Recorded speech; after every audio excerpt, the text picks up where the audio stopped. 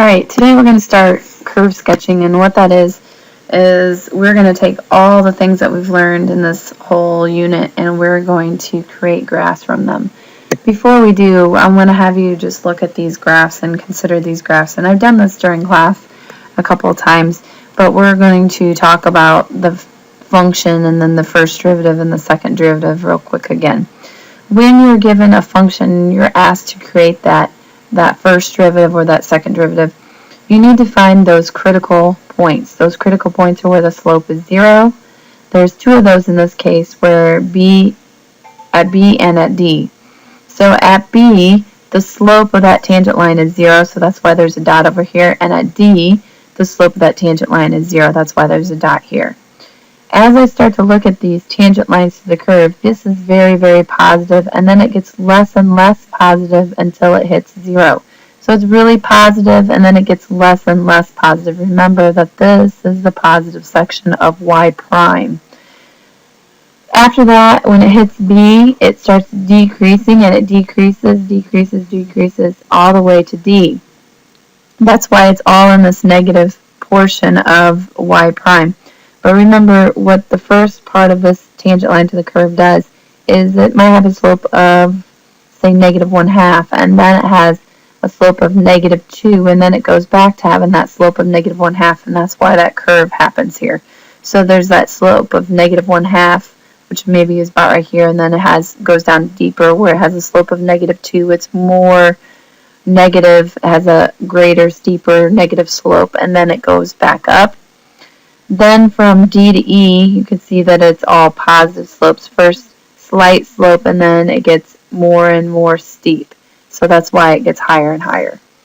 Taking that first derivative and then changing it into the second derivative, you still want to look for critical numbers on the first derivative to create the second derivative. So the critical number occurs right here at C. So we know that there's a slope of the tangent line at C that is 0, so that's why this dot is here. We know on this side that it's increasing the entire time, so that's why it's a positive slope all the way through here. And then on this left-hand side from A to C, it's decreasing, and that's why it's in the negative section.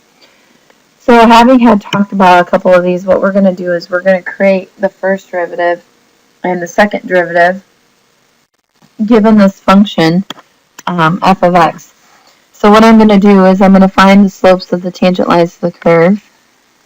I'm going to find those values at which the tangent lines of the curves are 0, which would be at B and D. I'd like to go back to this other picture really fast. This really should have had open dots here because of these endpoints. So I really should go back and correct that those should be open dots as well as these.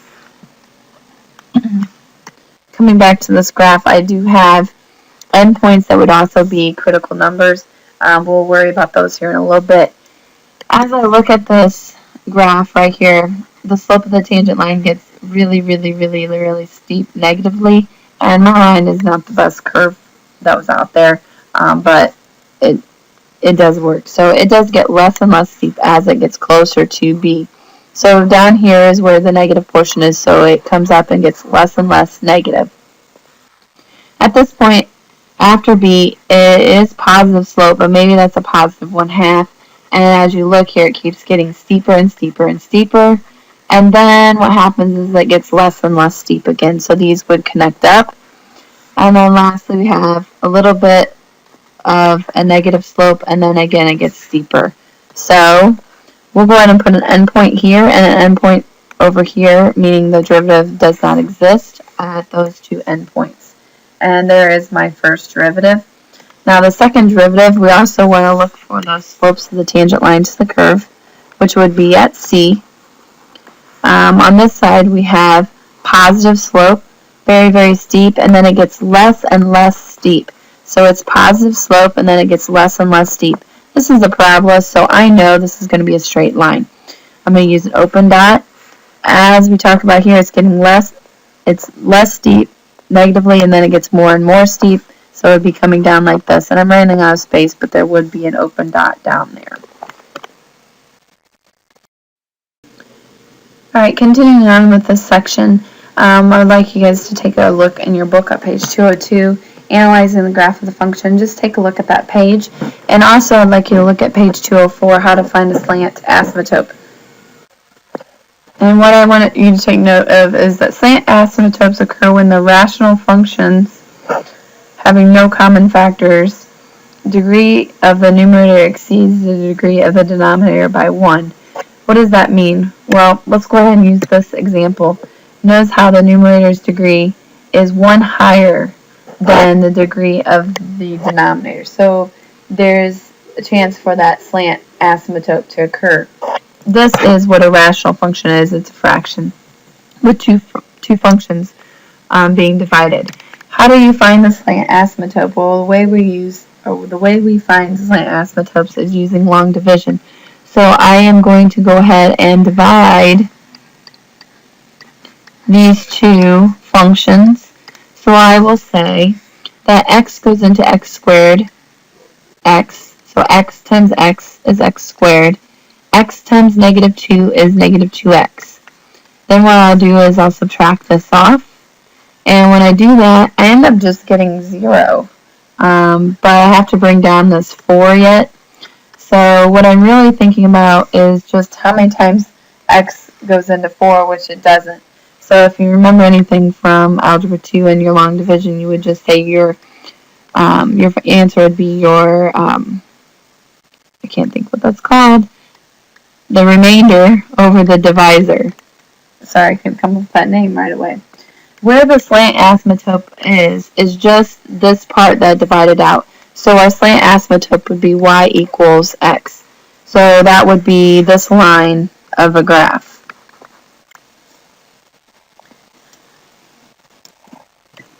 I will not get through this next example probably on this video, but I will get it started at least. This is the first time we're going to be analyzing this graph and finding everything. We're going to find the intercepts, the extrema, the points of inflection. We're going to find the asymptotes. So there's a ton of things we're going to be looking for. And so I will create a list off to the side of those things that we find. Let's go ahead and just do them in order. Let's find the intercepts first. So we're going to find the x-intercept. And I'm going to be writing really small because there's a ton of things we're going to be doing on this slide. And when I compute the x-intercept, I will find that it occurs at 0, which means that I have an intercept of 0, which means that my y-intercept is also 0. So one of the things that's on my graph, and I'll just kind of make a list here on my graph. This would be important points. 0, 0 is an important point. It's an intercept. Looking at the next thing we're going to find is relative extrema, and we know that those occur at the first derivative. So we do need to find that first derivative, so I'll start to do that right here. I have to use a quotient rule. Bottom times the derivative of the top minus the top times the derivative of the bottom all over bottom squared.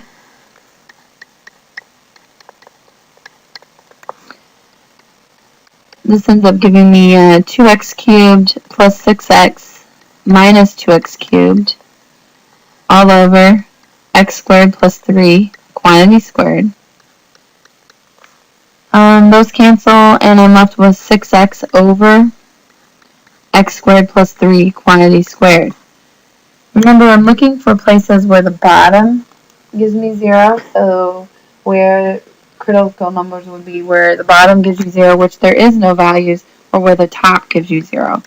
Which, once again, we get x equals 0. Where I found out that x equals 0 is the intercept, well, it happens to also be a critical number. What that means is that we're going to have to test this interval. So y prime, we're going to test 0. We're going to plug in and find out what's going on with the slopes of the tangent lines. Well, when I plug in 1, I end up with a positive, and over here, when I plug in negative 1, I end up with a negative. So that means it's decreasing and then increasing here. If it's decreasing and increasing, I now know that 0, 0 is a minimum. I will continue this with the next video. Alright, the next thing we're going to do is find, since we found our relative extrema, we're going to go ahead and find the points of inflection. So the points of inflection occur at the second derivative, so we're going to go ahead and try to fit the second derivative onto this page. So here's my first derivative right here, and so I'm going to have to do a quotient rule again. Bottom times the derivative of the top minus the top times the derivative of the bottom.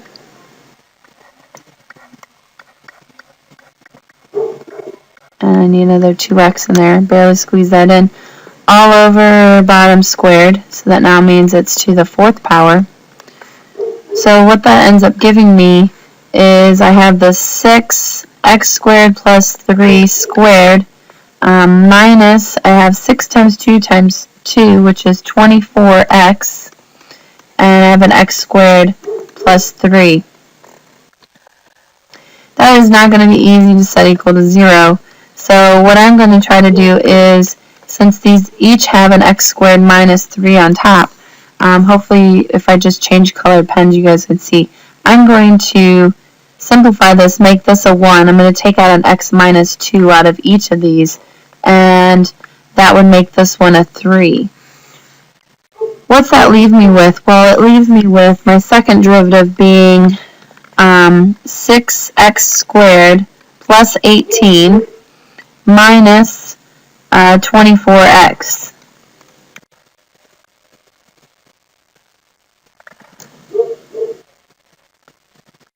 Oh, and I left off this should be a squared right here.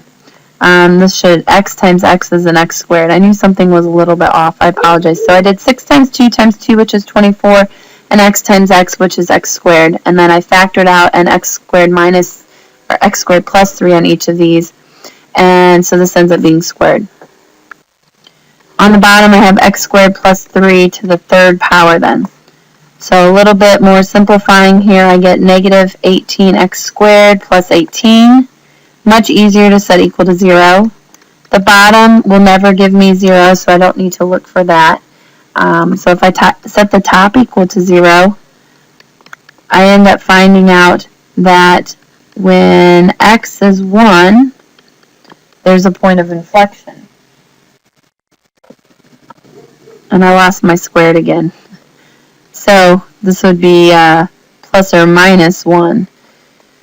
So we're going to analyze the points of inflection. That would be using the second derivative. We're going to do some plugging in of numbers. So if I put in 0 up here, I end up with a positive, meaning it's going to be concave up. Over here, if I put in a negative 2, I do get a negative value on top and a positive on the bottom. And if I plug in 2, I get another negative value over here. So I do have a couple of points of inflection. I can find those points of inflection by plugging those back in. So on my graph I have the 0, 0 min. I also have points of inflection of 1 comma something and negative 1 comma something. I have to figure out what those are by plugging them back into the original if I want the actual point values. So I end up with 1. This would be 1 over 1 plus 3, so it'd be 1/4. And if I plug in negative 1, I end up with 1/4 again. So now that I've found each of those things and I know my concavity, I will be able to create a graph. Well, the one thing I didn't do is asymptotes yet. Sorry about that. I told you these were really, really long problems. Well, I know that 0 will never occur on the bottom, so there is no vertical asymptote. I notice that the degree on top is not 1 higher than the bottom, so there's no slant asymptote.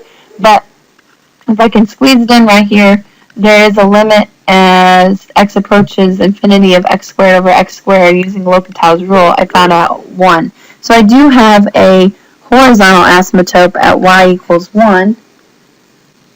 I will squeeze in here my ordered pairs. So here's 0, 0. I've graphed that one. 1 and 1/4 right here, and negative 1 and 1/4 is right here. It says it's concave up between negative 1 and 1, so there's my concave up. It says it's concave down from 1 to infinity and concave down from negative 1 to infinity. And if I look at my increasing, decreasing, this does decrease and then it does increase, so I can feel confident in my sketch. Okay, in this problem, the main things I want to get through are the first derivative and second derivative. And while I would love to get through all the rest of this, I don't know if I can in a 5-minute video. So we're going to see how far I can take this. in the 5 minutes I have. So I have first derivative be bottom times the derivative of the top minus the top times the derivative of the bottom all over. Notice it's just a 1. I didn't even write it. Bottom squared. Well, in order to simplify this, I'm going to have to multiply. So I'll have to FOIL the first part. And I'm just writing everything. I'm not really stating it. Minus x squared plus 6x minus 12. Or minus negative 12, excuse me. All over the bottom squared. What that ends up giving me on the top then is, once I combine stuff, I have an x squared, I have negative 14x, and a positive 6x, so it's negative 8x, and a positive 12. On the bottom, I would have critical numbers of 4, and on the top, I will have to solve. So I'll go ahead and start my first derivative test line right here. On the top, I can factor into x minus 2, x minus 6. So that means when I set this equal to 0, my other two critical numbers will be 6 and 2. Testing the interval. So I'm going to test this. Let's put 0 in for this right here. I'd have 0, 0, positive. Okay, over positive, everything's squared. It's going to be on the bottom positive, so it's just going to be positive. Let's see, 3 in there would give me 9. Minus 24 plus 12, that would be a negative value. 5 would be 25 minus 40, which would be a negative 15. And then I'd have plus 12, which would be another negative.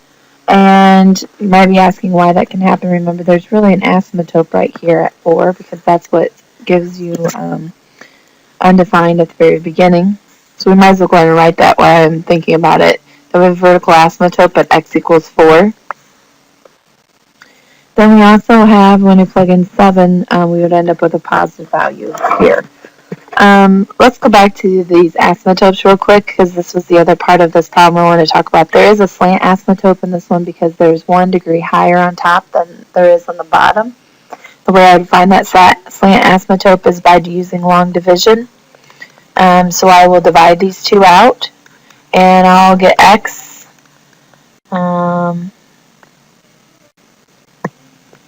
And then I left the other part off here. So minus 4x, subtract this part off, which gives me a negative 2x when I distribute that through. So I'm adding negative 6 minus negative 4 is negative 2. And then I would say that negative 2 goes in there. So I get a negative 2x plus an 8. It really doesn't even matter what I'm left with in my remainder. My vertical or my slant asymptote would be y equals this portion right here, x minus 2. Since I'm kind of going all over the place with this problem, I'm going to go ahead and put some of these things in here. I have a slant asymptote at x minus 2. So that means it has a y-intercept here, and that goes up 1 over 1, up 1 over 1, up 1 over 1. So there's my slant asymptote.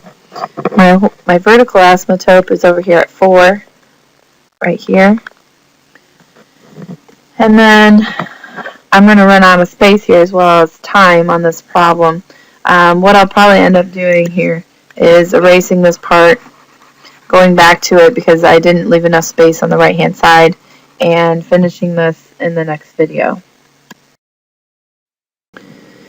Alright, so I need to find the second derivative is the next thing I want to do, and I'm going to try to squeeze that in right here. So I'm going to have to do it from right here. Bottom times derivative of the top minus the top times derivative of the bottom, which would be 2 and then x minus 4.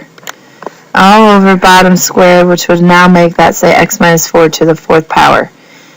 Now, one of the things you guys will get more used to is that you have two terms here, and when we have these huge quantities. We're not going to want to multiply this stuff all out. What we're going to want to do is look for common factors.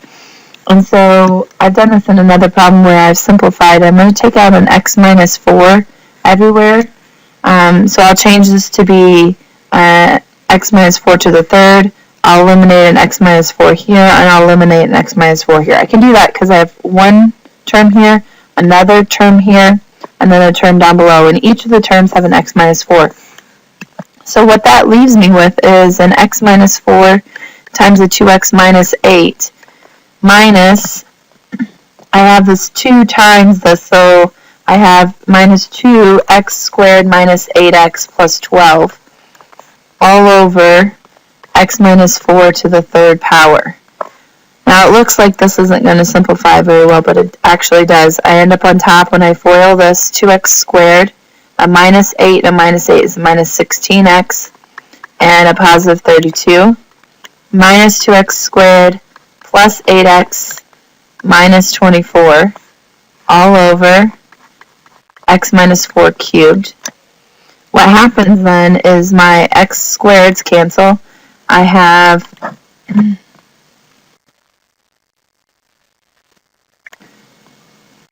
a mistake right here. You guys weren't there to yell at me. This should have been a 16. I knew that these were supposed to cancel. These cancel now. And then I have 32 and negative 24, which gives me an 8. 8 over x minus 4 cubed. So you see me make some mistakes here. On the bottom is my only critical number. My only critical number then is 4 for the second derivative. I called it a critical number. Possible point of inflection is what I should have been calling that. So when I test for concavity, when I plug in 5, I end up with a positive value, and when I plug in 3, I end up with a negative value. So I know where it's concave up and concave down. So I haven't done each of these things, but due to time and the amount of the length of these videos, I'm going to go ahead and start sketching this.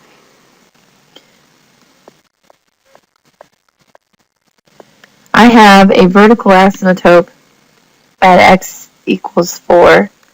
I have a slant asymptote at x minus 2, y equals x minus 2, so that would be here, up 1 over 1, up 1 over 1, up 1 over 1.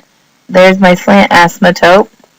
And then I know that it is concave up and concave down. Is concave up over here and concave down over here. So basically I know it's going to squeeze in between these parts. I know that there's max is a max at 2 and a min here at 6, and I did not find those values. You really should find those values. You would find those values by plugging those values back in up here and plugging them in for the x portion, and that would give you, I will just go ahead and tell you, those max value is 2, negative 2, and the minimum value is 6, 6. Because of the length of these videos, please feel free to ask me the amount of any questions that you guys need to during class. And I'm not completing this last problem, but if you'd like me to do it in class, you just need to remember to ask me. So I will be happy to sketch this graph during class, so that we'll just do that one later.